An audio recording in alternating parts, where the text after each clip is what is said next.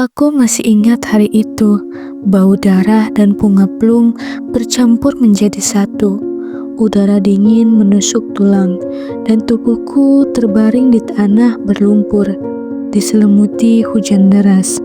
Di atas sana, pria yang paling kucintai menatapku tanpa ekspresi. Tang Zien, suamiku sekaligus algojoku. Dengan pedang berlumur darah, dia berbisik. Kau seharusnya tidak mengkhianatiku, Yu. Lalu segalanya gelap, hanya ada nyeri dan penyesalan yang telah menelan seluruh jiwa. Ketika aku membuka mata lagi, aroma dupa menyambutku. Aku mengenali ruangan ini, kamarku sebelum menikah. Tanganku gemetar memegang cermin di perunggu, wajah muda tanpa luka memantul di sana. Tidak, ini tidak mungkin. Aku kembali tahun ini 11 tahun sebelum hari kematianku. Jantungku berdegup kencang di antara rasa takut dan kesempatan untuk menebus segalanya.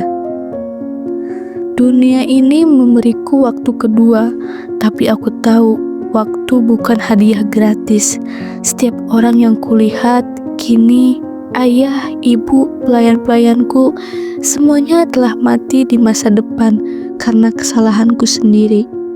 Aku yang dulu buta oleh cinta menyerahkan segalanya pada Tang Zien tanpa tahu bahwa dia adalah orang yang menjebak keluargaku sendiri.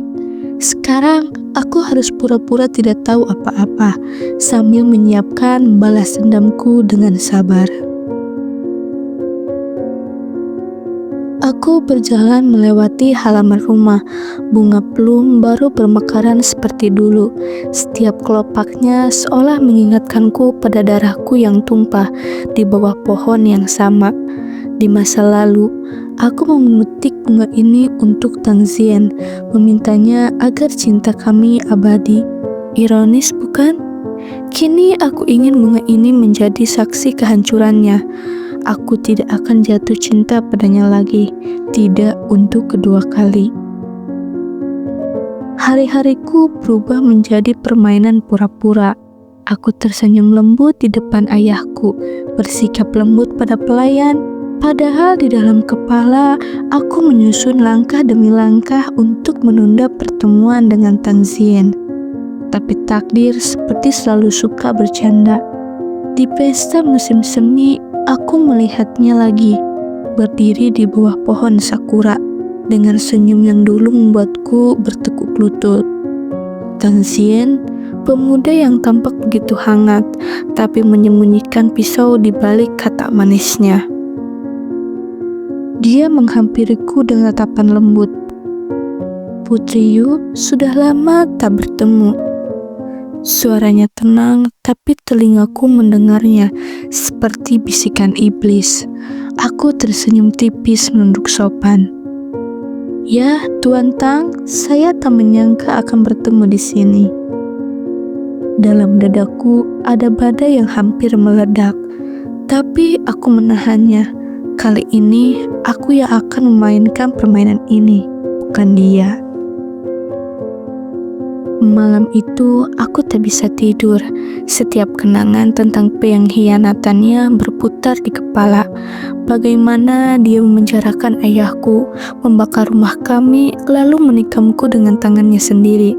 Aku tak tahu mana yang lebih menyakitkan, pedangnya atau kenyataan bahwa aku masih mencintainya, bahkan di detik terakhir hidupku. Tapi kini aku punya kesempatan untuk membalikan segalanya, dan cinta tak ada lagi menjadi kelemahanku.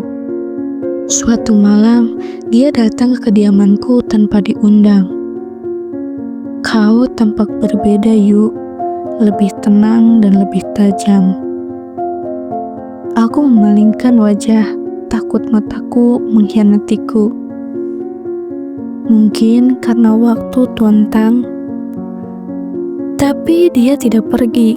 Dia menatapku lama, seolah mencari jawaban di mataku. Jantungku berdetak terlalu cepat, seperti dulu. Tapi kali ini ada rasa takut yang terbalut menjadi rindu.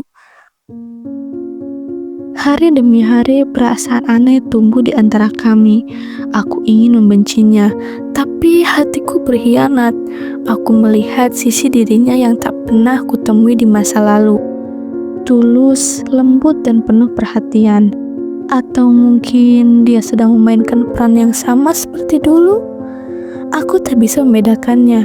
Yang jelas, aku tidak boleh jatuh ke perangkap yang sama. Balas dendamku belum selesai. Suatu pagi, kabar buruk datang. Ayahku dituduh berkhianat pada kerajaan lagi, seperti masa lalu.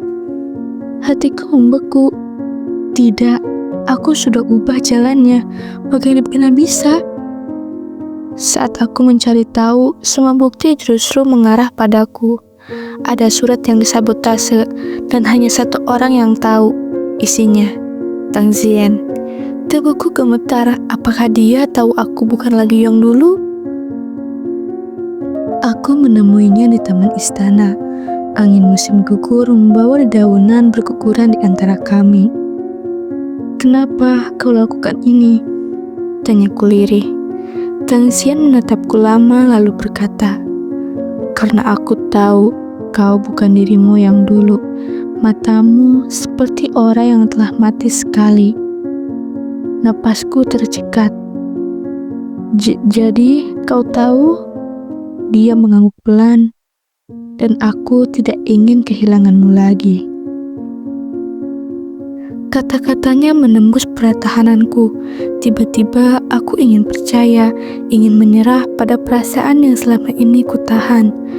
Tapi masa lalu terlalu kelam. Aku melangkah mundur. Kau membunuhku, Tang Zien. Wajahnya menegang. Ya, aku menyesal. Aku ingin perbaikinya. Air mata menetes di pipiku tanpa izin. Aku ingin membencinya, tapi cinta lama selalu datang seperti luka yang belum kering. Malam itu, istana terbakar. Pengkhianatan datang dari pihak lain, bukan dari Tang Zien. Dalam kekacauan, dia melindungiku, menahan pedang yang seharusnya menebas leherku. Darahnya memercik di wajahku, hangat dan menakutkan. Kali ini aku menebus dosaku, bisiknya sebelum amruk. Dunia kembali berputar, dan untuk kedua kalinya aku kehilangan dia.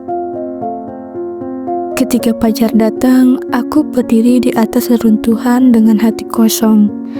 Aku seharusnya puas. Aku sudah mengubah takdirku, sudah menebus semuanya. Tapi mengapa dadaku terasa sesak? Dalam bayangan api yang padam, aku mendengar suaranya bergema. Jika waktu berputar lagi, aku tetap akan memilihmu. Aku menatap langit, dan untuk pertama kalinya sejak terlahir kembali, aku menangis dengan ikhlas. Dan waktu berjalan, aku menjadi wanita kuat yang tak lagi hidup dalam bayang-bayangan cinta dan dendam. Tapi di setiap musim dingin, ketika bunga plum bermekaran, aku selalu menatapnya lama. Di sanalah semuanya berawal, dan di sanalah hatiku berhenti. Kadang aku berharap waktu bisa berputar lagi, bukan untuk mengubah takdir, tapi untuk memeluknya sekali saja tanpa rasa takut. Malam itu, aku bermimpi di tengah taman penuh bunga plum. Tang Zien berdiri menatapku dengan senyum lembut. Kau sudah menebus suaminya, Yue, katanya. Aku ingin menjawab, tapi suaraku tenggelam dalam cahaya. Saat terbangun, ada kelopak bunga plum jatuh di dada. Meski jendela tertutup rapat, aku tersenyum samar.